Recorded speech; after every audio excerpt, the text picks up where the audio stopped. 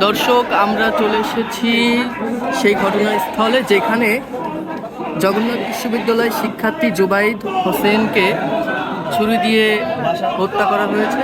সেই ভবনটির নিচেই আমরা অবস্থান করছি। এখানে জগন্নাথ বিশ্ববিদ্যালয়ের শিক্ষার্থীরা বিক্ষোভ সমাবেশ করছে, আপনারা দেখতে পাচ্ছেন।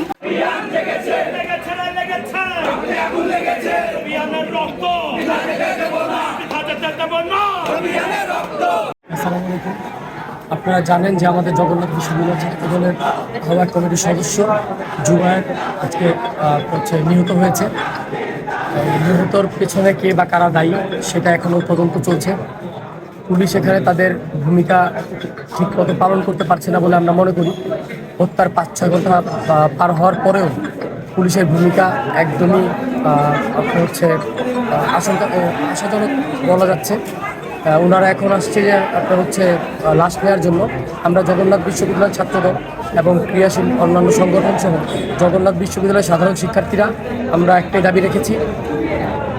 প্রথমে যারা এই হত্যাকাণ্ডের সাথে জড়িত তাদেরকে অ্যারেস্ট করতে হবে, তার পরবর্তীতে লাশ নিয়ে যেতে হবে। অন্যথায় আমরা লাশ নিয়ে যেতে দিব না। এবং এখানে যারা ভিকটিম, যে মেয়ে বাসায় পড়াতে আসতো, তারা সহ তাদের ফ্যামিলি এখানে এখনও অবরুদ্ধ আছে। তাদেরকে পুলিশ প্রশাসন যারা আছে তারা যাতে খুব দ্রুত সময়ের মধ্যে অ্যারেস্ট করে, এটাই আমাদের এখন একটা দাবি।